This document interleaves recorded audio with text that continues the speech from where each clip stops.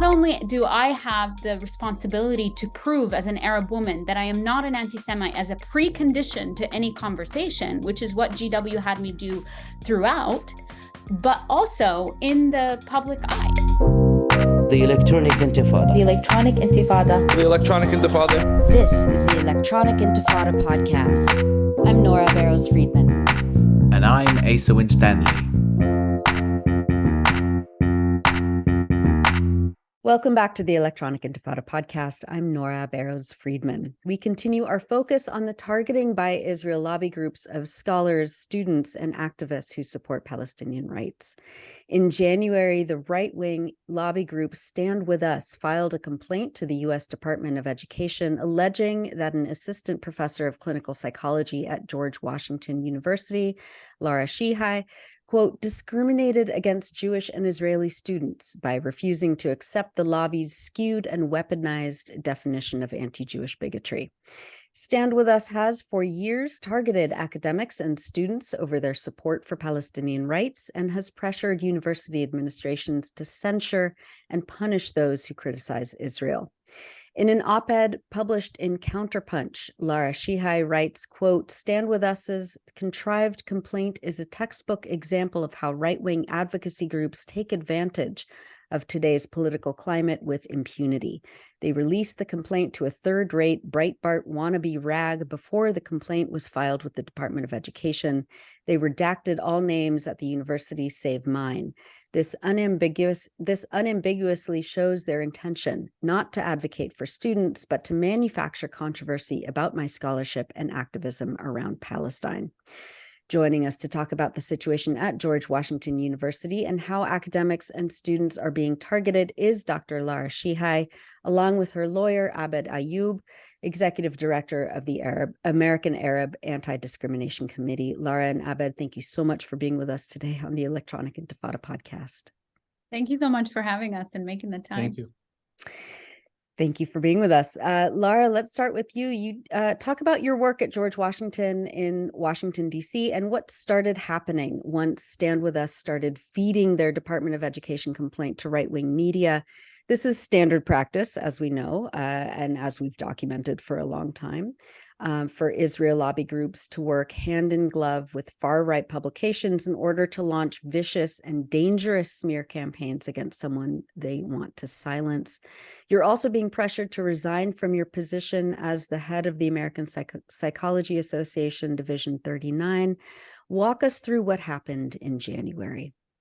Sure. Thank you so much. So I think my position at GW is actually really important at this. I'm an assistant professor of clinical psychology in a doctorate psychology program. And what that means is I'm training clinical psychology students. And so part of their the bad faith efforts of their complaint also is that they entirely erode and completely come up against the ethics of our field, an ethics code that I'm not the one who authored, right? So part of what we teach our students is how do you ethically engage in the world, not in terms of the biases of the people that come in. Those are things that most people who are coming into the field are very well aware of and attuned to, but in fact, our ethical duty to attend to our own biases that are molded by the world that we live in, to trouble our own identifications. And so that is part of the class that is at the heart of this, is a diversity class that all students have to take. It's a 3-tiered class, which I teach. And the heart of that is we talk about structural issues. We talk about conditions of oppression. And so that is at the heart of it. And I think it's really important. That's part of what I do at the program. In fact, that's what I was hired to do, is to revamp the way that we think about these things as a movement of the entire field. The field is moving very much in a direction of being in alignment with what our ethical duties for social justice are.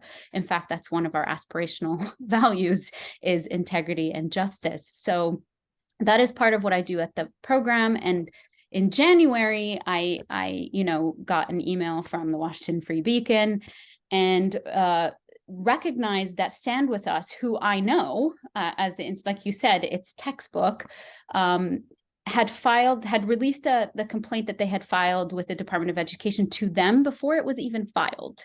And so that tells us the first thing we need to know is that they had released it to a right-wing media source before even filing with the Department of Education, and had done so with the intention of whipping up what they needed to be whipped up by the time this hit the news, quote unquote, the next day. And so it was very quick. It was very swift. It was something I have seen countless times before with other academics with whom I work alongside and have advocated for myself. And it was swift and violent immediately. So as soon as it hit the right-wing blogosphere, as you noted, everybody's name was redacted except mine, which is another key element that happens. This complaint was against George Washington University. So in the context of things, if they didn't have the intention of creating a smear campaign against me, my name would have been redacted as well, because the complaint is actually against George Washington University, not Dr. Lara Sheehi. But releasing my name is key. It's opportunistic, it's exploitative. I happen to be an Arab woman who works in the United States, whose work is on race and settler colonialism. And part of that is, of course, my own taking up issue with settler colonial apartheid regime of Israel and the oppression of Palestinians.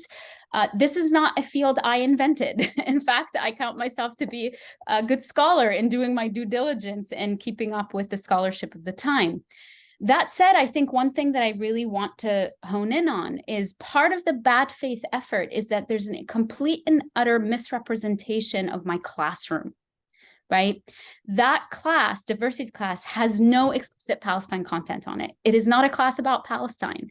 And so it already brings to bear who they target, and how they collapse one's scholarship, whether or not that scholarship is in the classroom, with what happens in the classroom, right?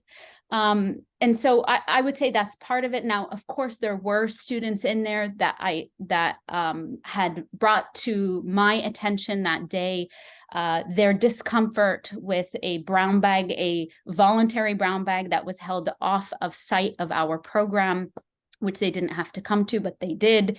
And they had brought that up to me. What the complaint notes is that I immediately shut them down. I targeted them. What I believe is a secret recording, which StandWithUs also does, teaches students how to do that. I didn't realize it at the time. After reading the complaint, I believe that was the case. They entirely cherry-picked from that, and they completely misrepresented what happened in the classroom, how I attended to these students. And unfortunately, what actually happened was the aggression that happened in that class that led to one of many things that unfolded over the course of a semester.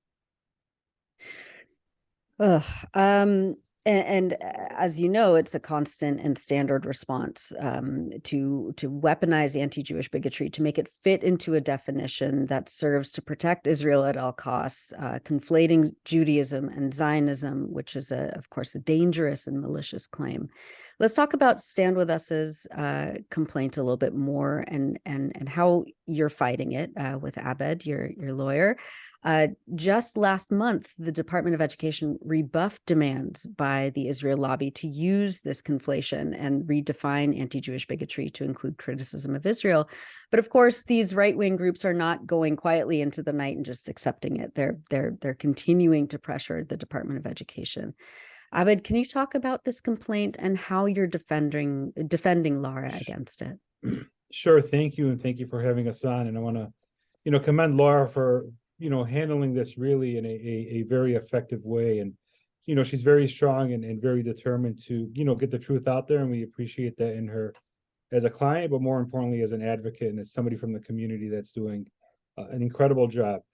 And, the storm she's going through right now, they're aggressive. And, it's not necessarily just the complaint that was filed with the Department of Education that is a problem, but it's also the response to that complaint from GW, which, even they put her through this rigorous process in the fall, and interviews and intakes and back and forth. to find nothing.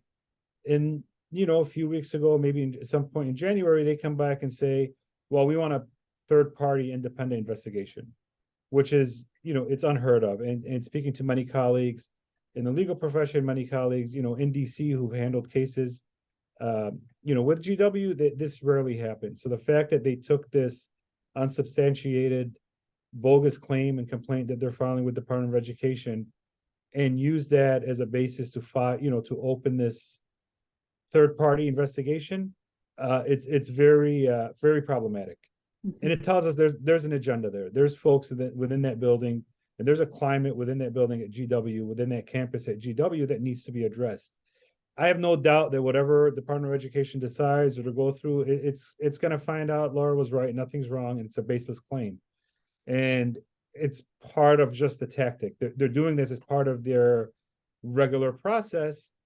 And, you will have some professors, some individuals that say, I don't want to deal with this headache right now.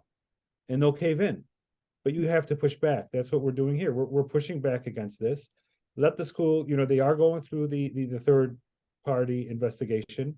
But what we've requested is they need to investigate all claims made, by Laura and by other students as well, and by the campus as well, because this goes beyond just this one classroom or this one event.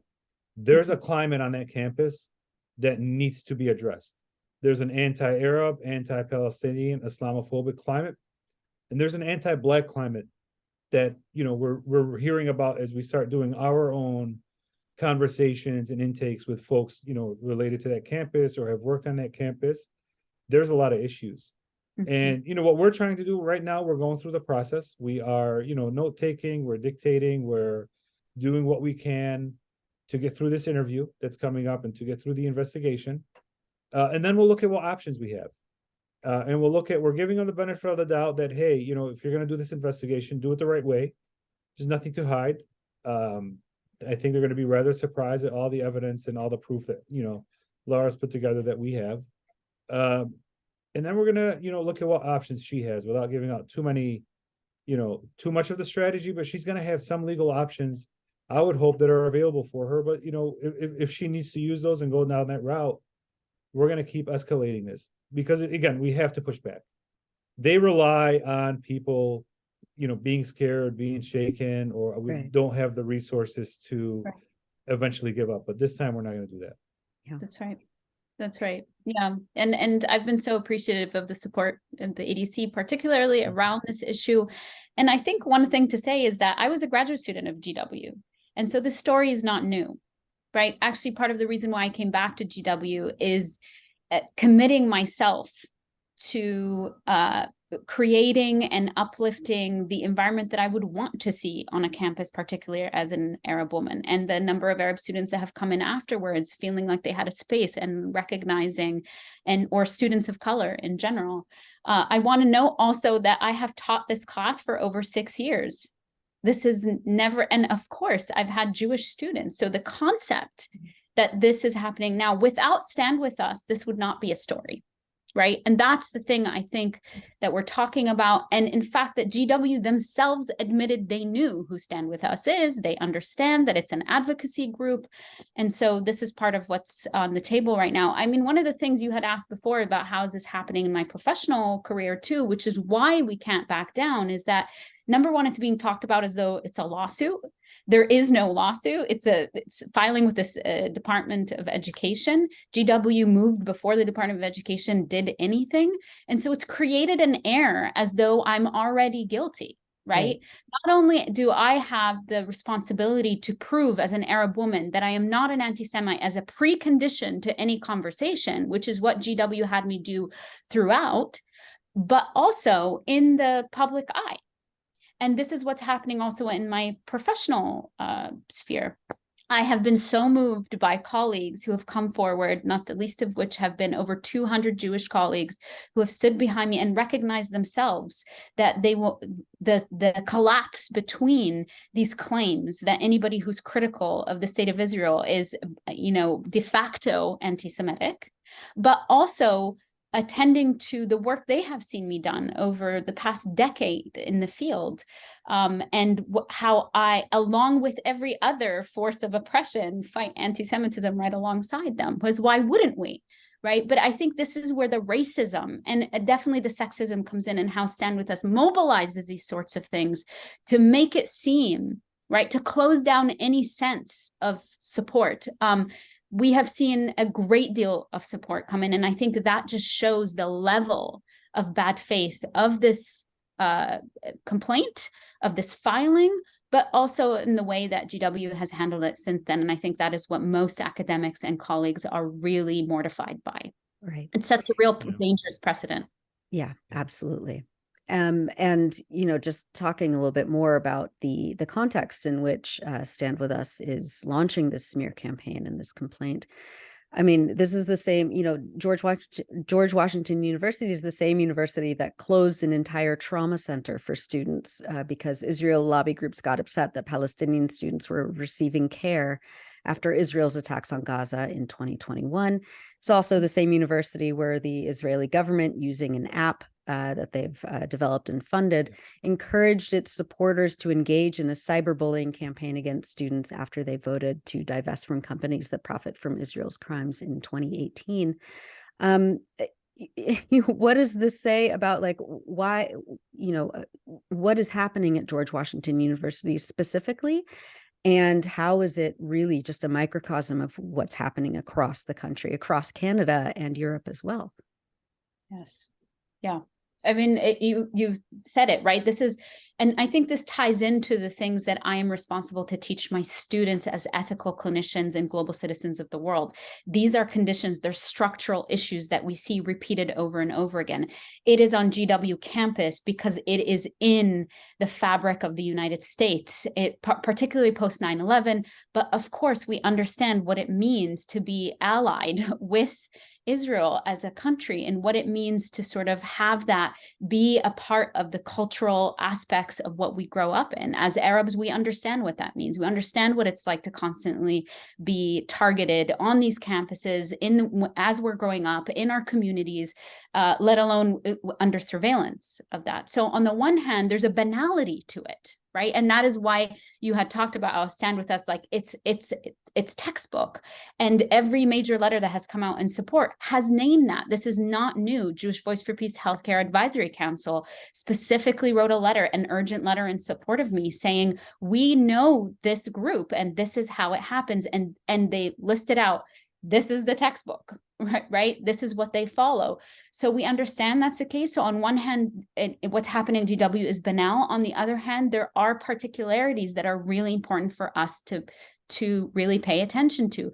In my case, setting a precedent on academic freedom by preempting the Department of Education, that is concerning. In terms of the students shutting down a trauma support group, that is concerning. I have not heard of another campus that has done that. And I think that sets a very specific message to our students. We were very concerned with that.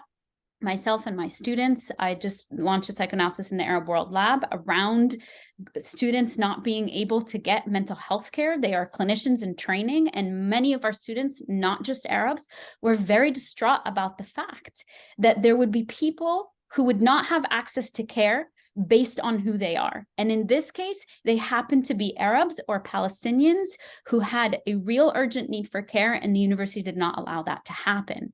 And so I think there's a way in which our students are really reading this as a larger structural issue. They're seeing the writing on the wall, and they're becoming very concerned that the spaces for them are closing down very, very quickly. And look, GW has some major issues, and to us, it's one of the more hostile campuses towards Arab Palestinian students. And I think there needs to be a real look from our communities and as to whether or not, you know, how we engage with GW in the future, and whether or not it's even a safe, you know, campus for our community members to be employed at or to even attend classes at. And the irony of it is GW really does depend a lot on the international students coming to pay, you know, their cash tuitions. And I think, you know, that there has to be a close look and examination as to how we handle GW and their attack, not just on academic freedom, but the overall atmosphere and climate on that campus. And it's hostile. It's a place that we've received many complaints about, even going back to the trauma center and other issues in the years past. There's a problem there. And this is just exposing that. And our hope is all of it will be out there in the public to read about soon. Yeah. Lara, I want to take a step back and talk about your specific body of scholarly work, and what you talk about when you wrote in your Counterpunch article, quote, "I have long resisted the fetishizing glances of a trauma industry ready to contour me/us as mere victims, worthy of care and support only through the legibility of our suffering. I am resentful of the coercive tactics of Stand With Us and all those who wielded their power to demand my narrative, my story, my trauma as fodder for their racist fantasies." Can you talk about what you meant there and Sure. what you've worked on for so long, and how this is really like coming up against everything that you've resisted? Absolutely. Thank you for asking that question, for giving me a space to talk about that. I think there's something really, disturbing about watching one's work in this particular way unfold in front of one's eyes, right? I've been working for a long time. Again, I'm a scholar of race within psychoanalysis, meaning what are the sort of conscious and unconscious processes that are both structural and internal that get lodged within us, and how do you watch these processes come to light? How do you watch them become animated in group spaces, in institutional spaces, and in instructional spaces specifically, that my work being also about the pedagogy of the field. And so in many ways, what I saw happen immediately, not only was the sort of a sort of outburst and a lifting up of Islamophobic, racist, anti-Arab tropes immediately, what we might call things that are unconscious, but also very conscious in the United States, that immediately came to light and started to be mobilized in a particular way to prove my guilt immediately. But also I was seeing just violent sexism. And these are on professional listservs as well. People calling for not only me to step down, that I'm a humiliation to the entire field. And then with that, people starting to note their fantasies of how our entire field has been taken over by these people. These are words that are being said by psychologists and psychoanalysts in the real world who have real patients. And that has been what my work has been, is really taking a critical eye in the field and saying, how are the ways in which racism, sexism, ableism, all the structures of oppression really pour into our field? And then I was seeing it being mobilized against me immediately. And with me linking up any person who dared say, we need to actually take a look at what's happening here. And who this, Lara being the face of this currently, but what does this mean structurally, and how is this being mobilized? The level of vitriol, not only that I'm an embarrassment to the field, but that I'm a Hezbollah agent, I'm an ISIS agent, I'm an Ayatollahist, one of the weirdest things that was said, I'm an Iranian spy, I should be ousted from everything that I'm working on, I'm a reputational liability. I mean, just the immediacy of it. And then the piece that I was saying about my resenting that you need to lay yourself out in a particular way just to be seen, just to be worthy of care, were the people who might be well-meaning. Many of them were not. Many of them were explicitly racist and sexist.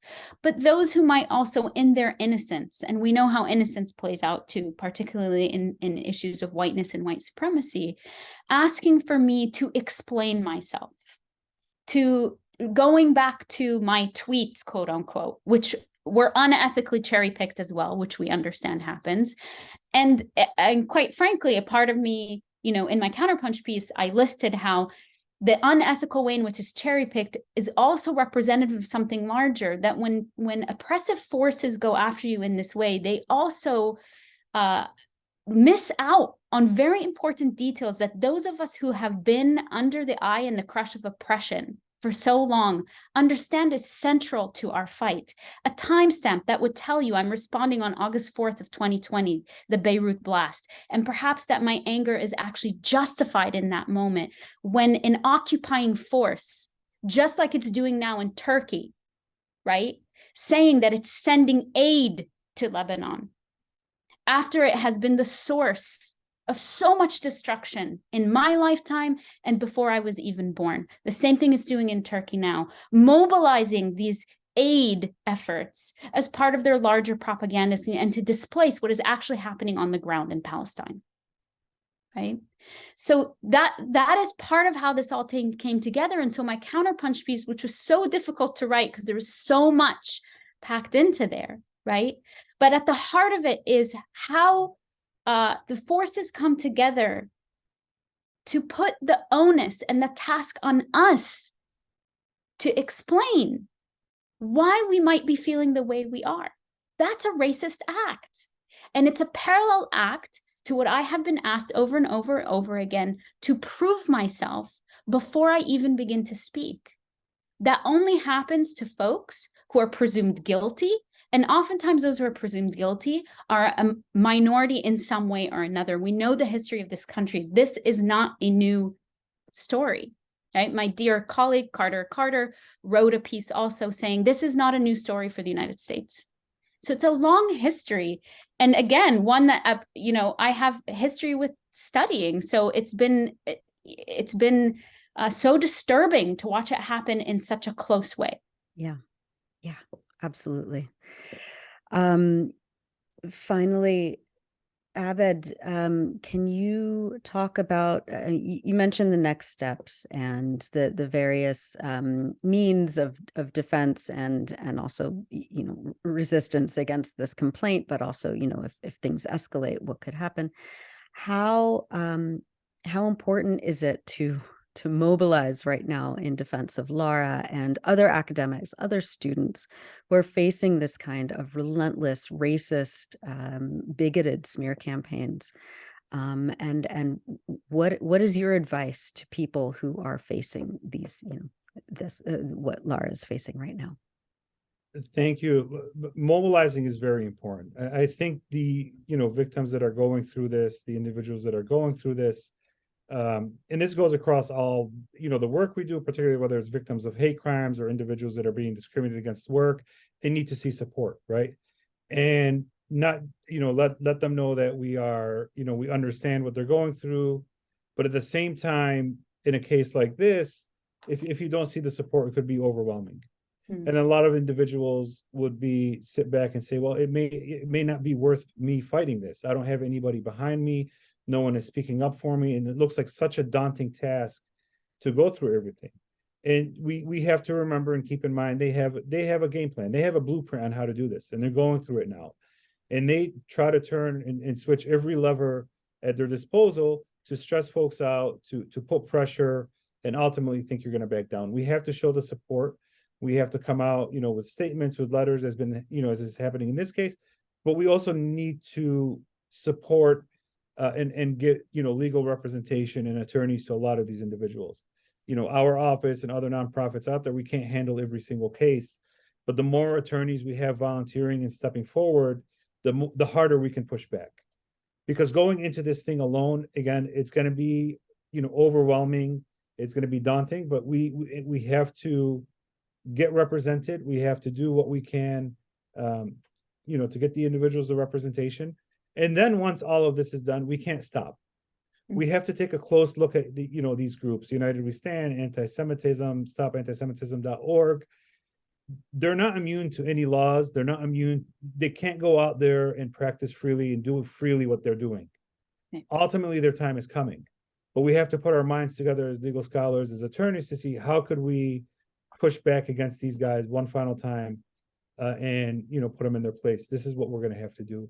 And these are the conversations happening behind the scenes with many attorneys that are involved, because it cannot continue like this. It cannot continue where you just file meaningless claims, make somebody go through this whole process. They have to be held accountable for what they're doing. And that's what the second phase of this will look like. Yeah.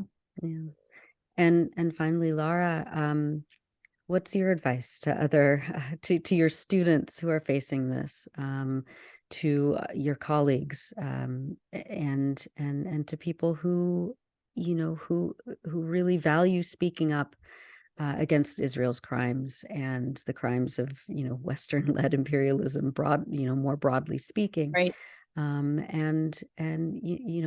do you talk to your colleagues who are facing this kind of attack? Yeah, I would say what so many folks have said to me is that you're not alone. And I think that part of these attacks are meant to atomize us and make us feel isolated, and they can feel very isolating.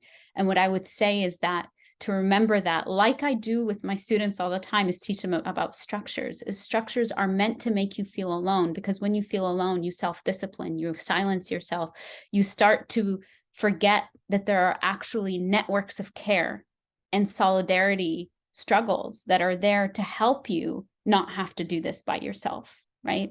That can feel abstract or sound abstract, but it's not. And I know that for a fact. The way that folks come together, from small notes of solidarity to big mobilizing campaigns, people, working tirelessly with their own lives. We do this for each other because we believe in the just world that we're fighting for, right?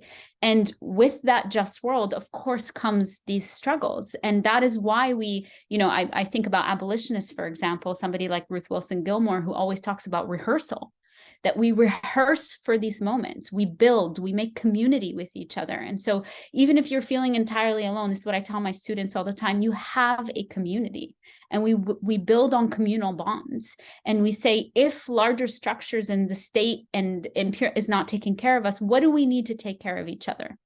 And what are the ways in which we want to enact the world that we want to see? And I really see that come back tenfold, and I'm committed to doing that again myself, and continue to uplift everybody who's doing this hard work, from you all to everybody behind the scene to the ADC and every legal representative that is also donating time and just really putting their hearts in this. I think there's a global movement right now. The US ACB letter that was written on my behalf has over 2,500 signatures. This is, I'm not so arrogant to say this is just about me, right? Of course, I'm at the heart of this, but this is a larger issue, and we're all fighting for a world that's free of oppression, from Palestine to Turtle Island. Dr. Lara Sheehi at George Washington University, and her lawyer, Abed Ayoub, the executive director of the American Arab Anti-Discrimination Committee. And we will have links to both the adc.org on our podcast post that accompanies this episode, as well as letters of support. You mentioned US ACB, the US Campaign for the Academic and Cultural Boycott of Israel, that has a petition that is gathering many signatures, as you mentioned. We'll have a link to that, and other ways that you can support Lara as we move forward in this process of defense and offense at the same time. Lara and Abed, thank you so much for all that you do and for being with us on the Electronic Intifada podcast. Thank you so much. Thanks for watching this video. Please subscribe to our YouTube channel, hit like, leave a comment. These engagements help us with the YouTube algorithm, and it helps us to get around Silicon Valley censorship as much as possible. It does make a difference. You can also support our journalism by going to electronicintifada.net and clicking on donate now. Thank you.